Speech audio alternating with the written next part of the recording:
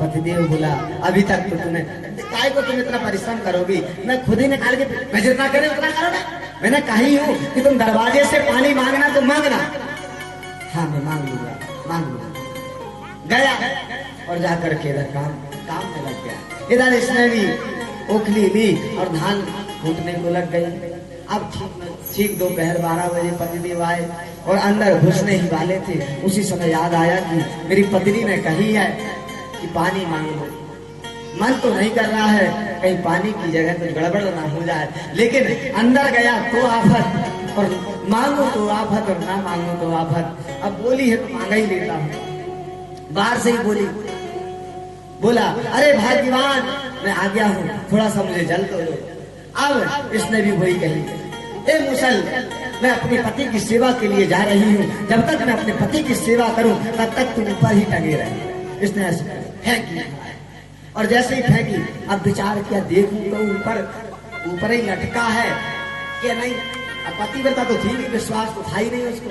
तो जैसे ही ऊपर देखी तो सर सरा के मूसल आकर के इसके मुंह में पड़ा, मुंह कान 2-4 दांत टूट गए। अब तो वो चिल्ला रहे बाहर से अरे भाग्यवान पानी ला दे, अरे भाग्यवान पानी ला दे। अब तो इसने मूसल उठाई और दे दनादन पानी तो छोड़ो महाराज, दे मूसल। अब कहने का तात्पर्य जो हम करते हैं उसका भोग हमें अवश्य भोगना पड़ता है। होना हो पतिदेव ने भी कभी इस प्रकार से आतताई किया होगा, इस प्रकार से अब इसने नकल करके आई तो इसका भी भोग से भोगना पड़ा, क्योंकि इसने पतिव्रता स्त्री का अपमान है भाई, बुद्धि बेबुद्धि का काम किया क्या नहीं, तो उसका दंड अवश्य भोगना पड़ता है। तो यहाँ पर ये भीष्म पितामह यही बात समझा रहे हैं युधिष्ठिर को कि युधिष्ठिर तुम शोक मत करो, जो करता है उसका वह भोग अवश्य भोगना पड़ता है। जो जस करहि सो तस फल चाखा, जो जस करहि सो तस फल चाखा।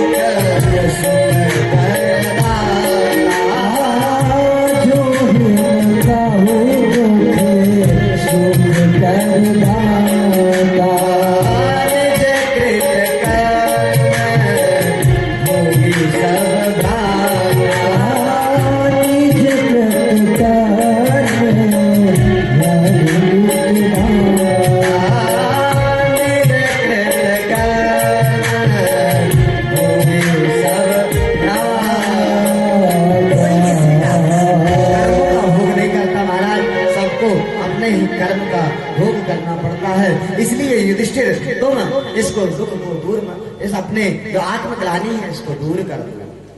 तब भी युधिष्ठिर का जब संतुष्टि प्राप्त नहीं हुई तब उन्होंने बर्बरीक के विषय में बताया कि बर्बरीक ने इस युद्ध को पूर्ण देखा है, बर्बरीक बताएगा कि किसने किसको मारा है। तो बर्बरीक से जब पूछा गया, बर्बरीक ने कहा कि ये तो कुछ नहीं कर रहे थे, ना 5 पांडव कुछ कर रहे थे, ना कौरव कुछ कर रहे थे, ये तो केवल धनुष बाण चला रहे थे। मैंने देखा हूँ ना कौरव ने एक भी व्यक्ति को मारा है, ना पांडव ने एक भी व्यक्ति को मारा है। इनके ऊपर तो भगवान कृष्ण का सुदर्शन चक्र घूम रहा था, जिसकी मृत्यु आई, जिसका काल आया उसको इसने मार दिया। तो कौन किसको मारता है, कौन किसको बचाता है? जिसकी जब आई है तब उसको जाना पड़ेगा। आया है सो जाएगा, राजा रंग फकीर, एक सिंहासन चढ़ चले और एक बंधा जंजीर। बोले तुम युधिष्ठिर इस प्रकार से शोक मत करो। इसके बाद भीष्म पितामह ने कुछ उपदेश सुनाया। राज दान धर्मान, राज धर्मान, मोक्ष धर्मान, विवाह दशा, स्त्री धर्मान, भगवत धर्मान, समासभ्य संयोगता। सबसे पहले दान धर्म समझाया।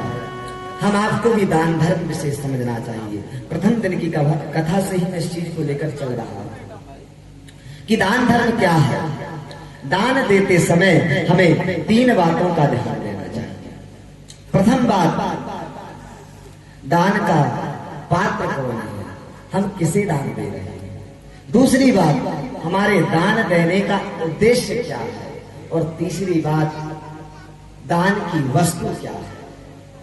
जैसे कोई भिखारी है, कोई भूखा व्यक्ति है, उसे भूख लगी, बहुत जोर की भूख लग रही है, तो आप गए और उसे मोतियों की माला पहना दिया, एक स्वर्ण विभूषित माला पहना दिया, सोने की माला पहना दिया, तो वो दान करना क्या श्रेष्ठ है? नहीं है ना श्रेष्ठ। वहां पर दान की जो पात्रता है, उसका पात्रता है भूख, तो उसे अन्न देना चाहिए। उसे जाकर के 2 रोटी दे दोगे ना, तो वो तुमने जो सोने की इसको माला पहनाया है या जो भी स्वर्ण विभूषित माला पहनाया है, उससे अधिक पुण्य काय में मिलेगा, उसको अन्न दान देंगे।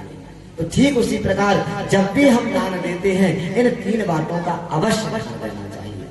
अब किसी ने कहा, प्रभु हमारे यहाँ कुछ लोग भिक्षाटन के लिए आते हैं, मांगने के लिए आते हैं कि हमारे गांव में यहाँ भागवत जी हो रही है, यहाँ पुराण हो रहा है। हम लोग आजकल टेलीविजन वगैरह में सुनकर भी दान देते हैं।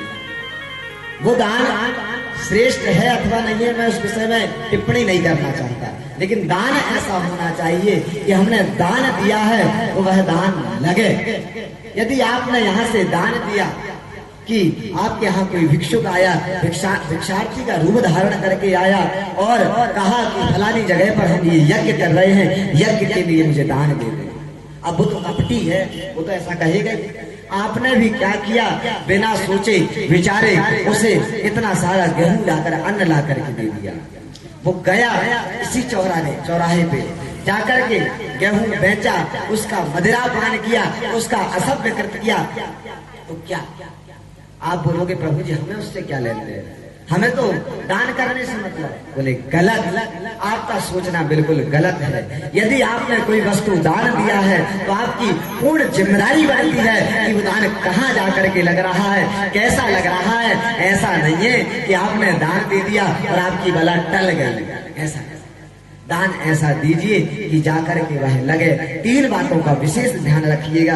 क्या दान का पात्र क्या है, दान का उद्देश्य क्या है, दान की वस्तु क्या है। अब जैसे संतोष जी बस जा रहे हैं दान मांगने के लिए, यज्ञ के लिए, और कभी कभी हमारे भाई साहब चले जाते हैं, बस 2-4 ही लोग तो जा रहे हैं, तो अब मांगने के लिए जाए। अब कोई वहां पर 10 की नोट निकाल के दे, तो कहने का तात्पर्य ये दान असभ्य दान है। क्योंकि दान का पात्र देखो आप कि आप किस उद्देश्य से दान दे रहे हैं, किस कारण दान दे रहे हैं, उसी सोच समझ कर के दान देना चाहिए, तो वो दान सार्थक है, अन्यथा वो दान सार्थक नहीं। दूसरा धर्म समझाया, राजधर्म। दान धर्मान राजधर्मान। राजधर्म समझाते हुए कहते हैं, राजा का धर्म है प्रजा के ऊपर उतना ही कर रखे जितना वह सरलता से उठा सके। जिस प्रकार से गणेश जी, हाथी कितना बड़ा होता है जानते हैं। हाथी अब बहुत समय से देखने को नहीं मिला है, लेकिन जानते तो सभी हैं, इतना बड़ा हाथी होता है, बहुत विशाल शरीर होता है उसका। तो हाथी स्वरूप गणेश जी महाराज, और उनका वाहन कौन है? चूहा। अब बताओ, हाथी के पैर के नीचे यदि चूहा आ जाए तो उसकी क्या दुर्गति होगी। महाराज पापड़ की भी जो हालत रहती है, उससे भी कहीं की हालत हो जाएगी क्या नहीं। लेकिन गणेश जी ये जानते हैं कि मेरा वाहन चूहा कितना वजन सहन कर सकता है, कितना भार आसानी से झेल सकता है, उतना ही वजन उसके ऊपर रखते हैं। ठीक इसी प्रकार राजा को चाहिए उतना ही कर प्रजा के ऊपर लगावे जितना वह बहुत सहजता से उसको निकालते चला जाए। एक अपने यहाँ नेपाल नरेश हुए, नेपाल के एक राजा थे, उनकी बात मुझे बहुत अच्छी लगती है। वो क्या करते, पुराने समय की बात है, आज आजकल शायद वहां पर ये मंत्री परंपरा चालू हो गई है, ये मंत्रालय चालू हो गया है, लेकिन कुछ समय पहले, अभी कुछ समय से ही चल रहा है।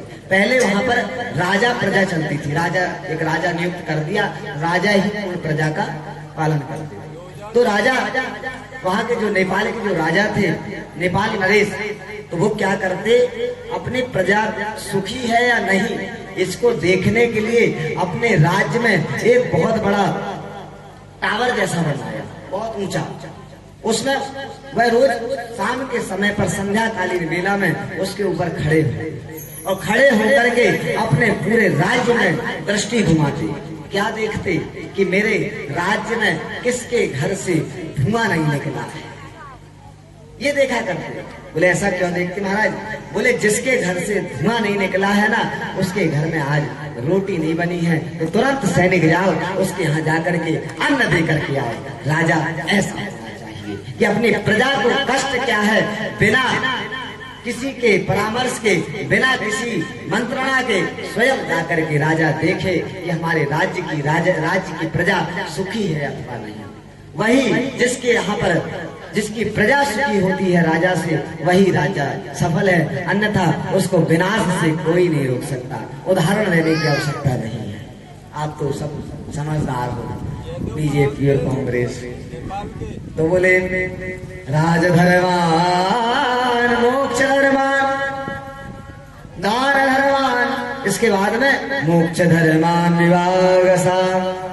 बोले हर व्यक्ति को मोक्ष धर्म का वर्णन करते हुए कहते हैं कि हर व्यक्ति को अपने जीवन में पाप ना करके अपने मोक्ष प्राप्ति की ओर दौड़ते रहना चाहिए। और इसके बाद में स्त्री धर्म समझाते हुए कहते हैं स्त्री धर्मान विवादसः, स्त्री को चाहिए अपनी मर्यादा में। जब भीष्म पितामह इनको मोक्ष धर्म समझा रहे थे, मोक्ष की प्राप्ति करने वाला व्यक्ति को चाहिए कि वह पाप करे तो बिल्कुल ही ना, पाप देखना भी नहीं चाहिए। जब इस प्रकार से भीष्म पिता ने कहा कि पाप देखना नहीं चाहिए, तो उसी समय द्रौपदी खिलखिला करके हंस रही। द्रौपदी पुत्रवधू, आप इस प्रकार से क्यों हंस रही हो? उसी समय भीष्म पितामह ने डांटते हुए कहा स्त्री धर्म सुनो, स्त्रियों का धर्म है कि उसे मर्यादित रहना चाहिए। यदि एक शरीर में स्त्री यदि अपनी मर्यादा तोड़ती है, स्त्री यदि मर्यादा तोड़ती है तो 3 फूलों को डुबा करके ले जाती है। 3 चीज ऐसी है जिनको हमेशा अपनी मर्यादा में रहना चाहिए, नदी, नाड़ी और नारी। नदी यदि मर्यादा तोड़ती है ना, तो पूरा का पूरा एक गांव, पूरा का पूरा एक कस्बा को डुबा ले जाती है, नदी यदि मर्यादा तोड़ दे। और नाड़ी, अपनी ये नाड़ी चल रही है, नाड़ी मर्यादा तोड़ती है तो क्या होता है, हमारा एक शरीर पूरा चला जाता है, विनाश हो जाता है शरीर। लेकिन नारी मर्यादा तोड़ती है तो वह 3 कुलों को डुबा ले जाती है। कहा जाता है पर नारी पैनी छुरी 3 लोक से खाए, धन हरे यौवन हरे अंत नरक ले जाए। तो द्रौपदी कहती है पितामह मुझे ये बताइए, आपने तो पाप होते हुए देखा था, फिर आप मोक्ष धर्म सुनाने के आज मोक्ष धर्म, क्योंकि व्यक्ति को वही उपदेश लेना चाहिए जो उसने अपने जीवन में अपनाया। आप मोक्ष धर्म का उपदेश कैसे सुना सकते हैं? तो कहा कि जिस समय तुम्हारा वस्त्र हरण हो रहा था ना, उस समय मेरे इस रक्त में कौरवों का नमक था, इसलिए मुझे तुम्हारा वह पाप होते हुए देखना पड़ा। मेरी मजबूरी थी, इसलिए मैंने वह पाप होते हुए देखा। आज वह रक्त इन बाणों की चुभने से वह सारा का सारा रक्त दूर हो चुका है, इसलिए आज मैं तुमको यह मोक्ष धर्म सिखा रहा हूं। नहीं तो इससे पहले तो मैं बहुत उपदेश दे देता। आज तक कहने का तात्पर्य भीष्म पितामह ने इनको नाना प्रकार के उपदेश सुनाया। इनकी पूर्व जन्म की कथा भी आती है। तो कहने का तात्पर्य इसके बाद में सुंदर उपदेश देने के बाद में भगवत धर्म समझाते हुए कहते हैं कि सभी को भगवान की प्राप्ति की इच्छा से सदैव अपने हानि लाभ सुख दुख का अनुभव करते हुए भगवान का भजन करना चाहिए, भगवत कृपा का अनुभव करना चाहिए। हर स्थिति परिस्थिति में परमात्मा की कृपा का अनुभव करना ही सच्ची भक्ति है, यही परम भगवत धर्म है, ये समझाते हुए उसके बाद में भगवान जो भीष्म पितामह है वह देख रहे थे कि जो सूर्य है वो उत्तरायण की ओर आ गया है और भगवान कृष्ण से कहा, कन्हैया क्या कर रहे हो तुम? अब इनकी समस्या का समाधान हो गया, अब तो मेरी ही समस्या का समाधान करो। बोले क्या प्रभु? बोले सामने आओ। बोले पितामह बताइए क्या करना? सामने खड़े हो जाओ।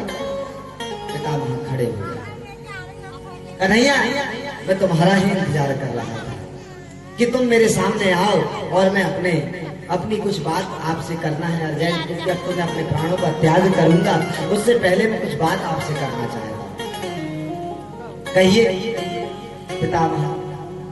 बोले जब तक के मेरे प्राणों का त्याग ना हो ना, जब तक के तुम इसी प्रकार खड़े रहना। अब कन्हैया तो लटक गया है। बोले क्यों? अब पितामह तो इच्छा मृत्यु का वरदान है, न जाने जे कब मरेंगे और कब तक मुझे खड़ा रहना पड़ेगा। अब खड़े हो कन्हैया, ऐसे नहीं, मुस्कुराओ, मुस्कुराते हुए मुझे दर्शन दो। कन्हैया जब पितामह ने कहा तो मुस्कुराते हैं तो कन्हैया की मुस्कान देखते हुए सुंदर 11 श्लोकों में भगवान की सुंदर स्तुति कर रहे हैं। बड़ी सुंदर स्तुति है। क्या कहते हैं? इति मध्य रूप कल्पिता वितृष्णा भगवती सात्वत पुंगवे विभुमने ससुत मुपगते गजेर विहर प्रकृति मुखे युषया भवा त्रिभुवन कमल समान रवि कर गौरवरा धरे मुरल गुलाम प्रतान विजय सकेरा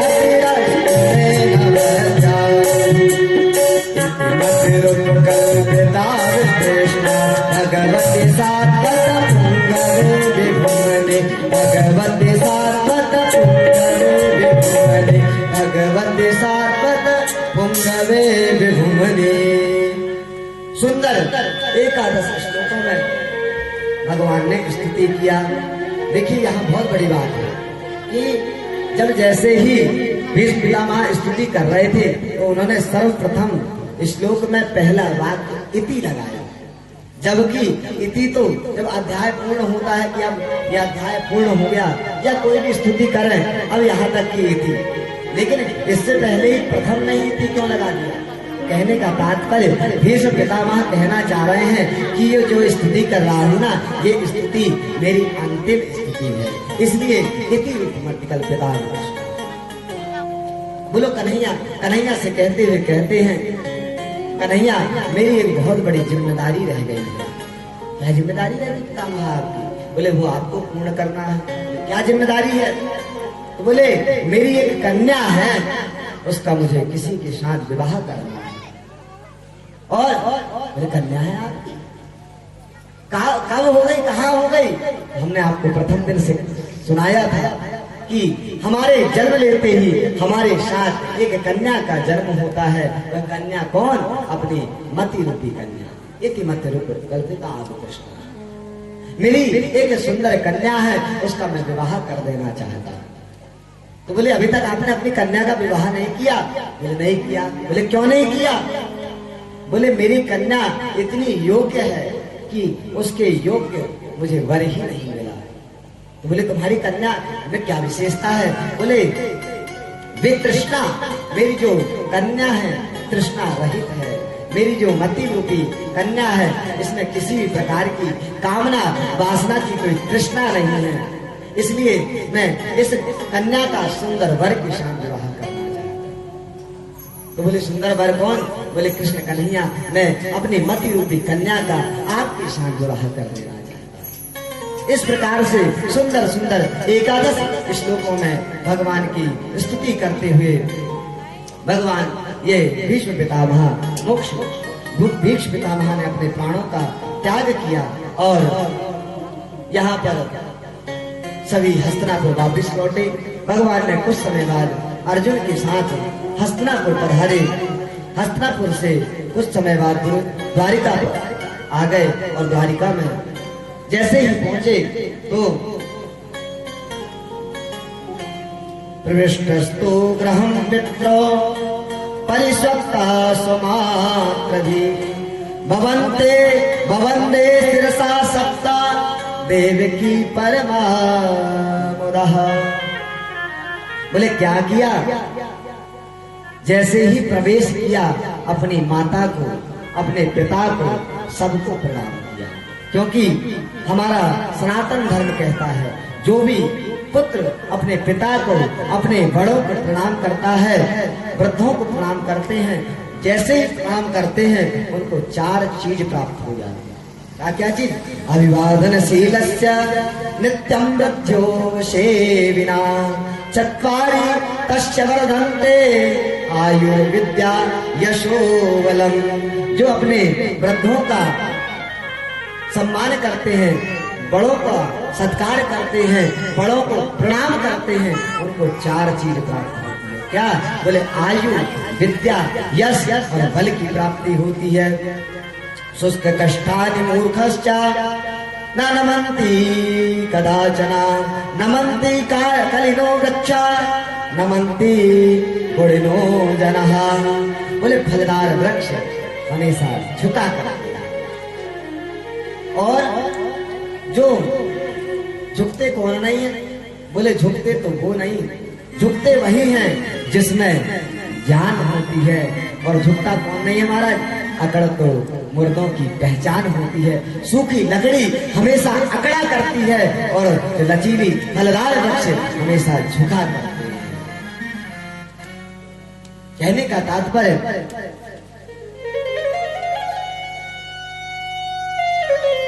झुककर चले होते तो फूलों से तुले होते, झुककर चले होते तो फूलों से तुले होते, और दूसरों को सजा तब देते जब खुद दूध के धुले होते। दूसरों को सजा तब देना जब स्वयं दूध के धुले हो। कहने का तात्पर्य हम आपको चाहिए कि वृद्धों का सम्मान करें, वृद्धों का पूजन करें, वृद्धों की बात माने। हम आपको चाहिए कि हम आप भी अपनी अपनी मति रूपी कन्या का अपनी जो परमात्मा से एक ही प्रार्थना करें कि है परमात्मा, जब भी हमारा प्राण निकले, जब भी जिस प्रकार से भीष्म पितामह को अनेक प्रकार से आपने उनको दर्शन दिया, लेकिन हम तो इतने सदगति पुरुष नहीं है, इतने परम पुरुष नहीं है। आप एक काम करना, जब भी हमारी मृत्यु हो तो इतना तो करना स्वामी, जब प्राण तन से निकले इस प्रकार से स्तुति करना, ये भजन के माध्यम से जाए।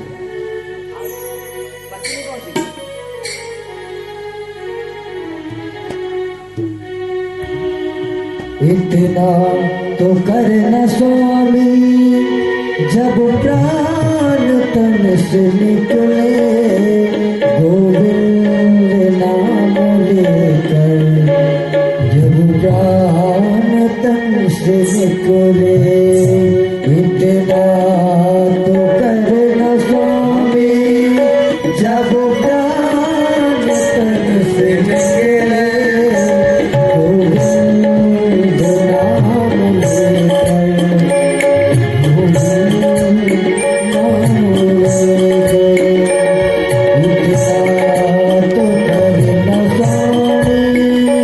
जब प्राण तन से निकले।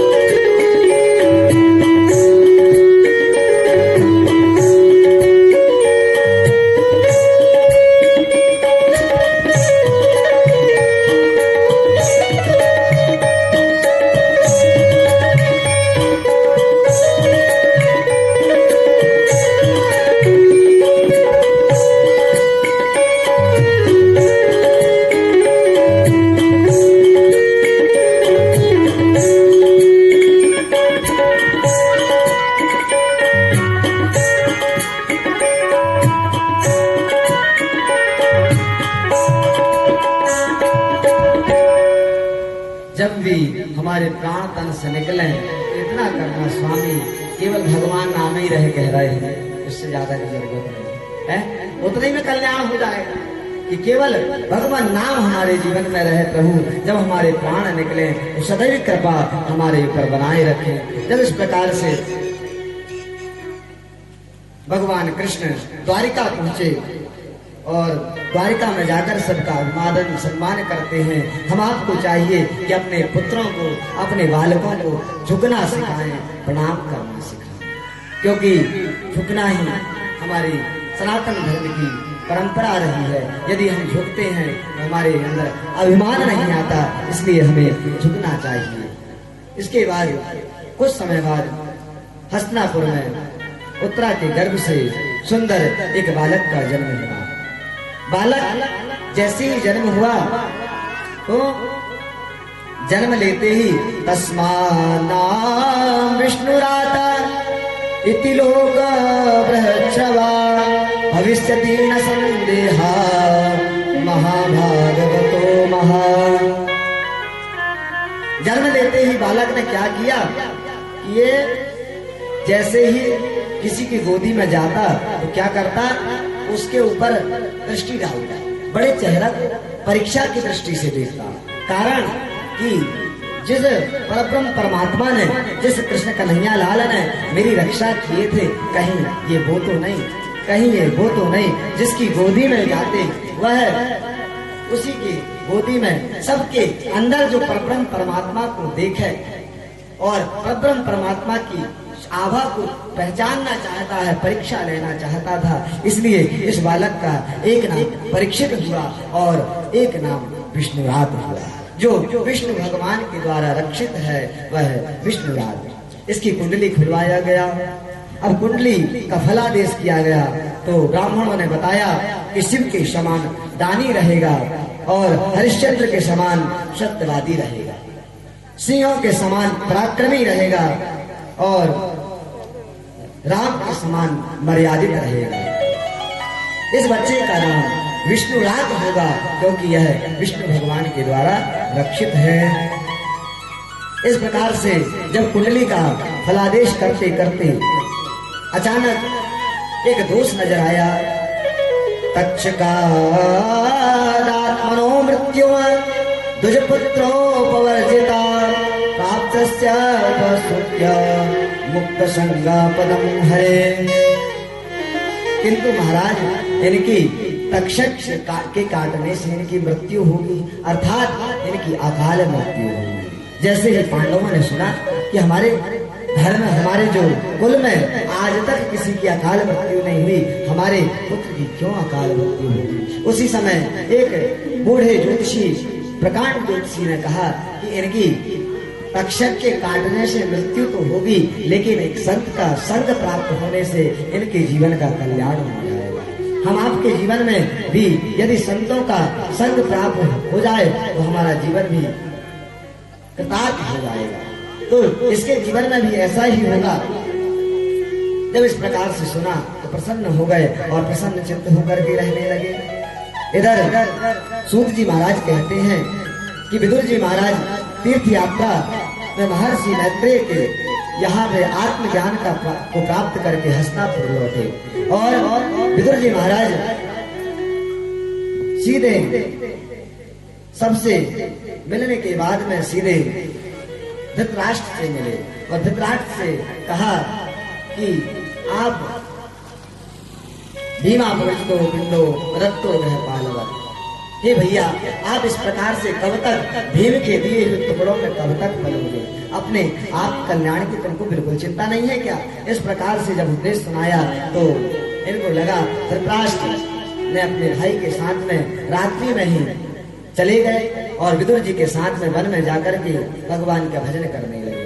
प्रातः कालीन युधिष्ठिर उठे तो युधिष्ठिर ने देखा कि पितामह हमारे नहीं है, तो इनको बड़ा दुख हुआ। तब टुम्बरू नाम के ऋषि नारद जी ने बताया कि वह आत्म कल्याण के लिए इस भौतिक देह को छोड़ करके चले गए हैं और तुम भी इनको भी एक आत्म कल्याण का उपदेश देते हुए काल कर्मा गुण कर्मा हो, बोले आप भी इनको भी उपदेश देते हुए वह भी नारद जी और तुम ऋषि यहाँ से प्रस्थान कर गए।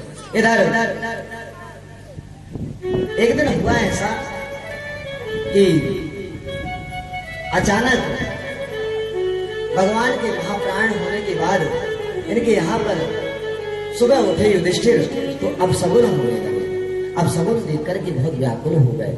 आज तक जब भी उठे थे तो सूर्य नारायण को प्रणाम करने के लिए उठते तो बड़ा सुंदर सुंदर हवा चलती थी, लेकिन जैसे ही उठे तो सुबह उठते ही इनको लड़ैया की आवाज सुनाई देती है, मानो कुत्ते रो रहे हैं। और जब इस प्रकार का विचित्र वातावरण देखा, गायों को प्रणाम करने के लिए गए तो मानो गाय रो रही है, विलाप कर रही है। मूर्तियों भगवान मंदिर गए, जब वहां पर शांति नहीं मिली तो मंदिर गए तो मानो मंदिर में जाकर के मूर्ति देखते हैं, ऐसा लगता है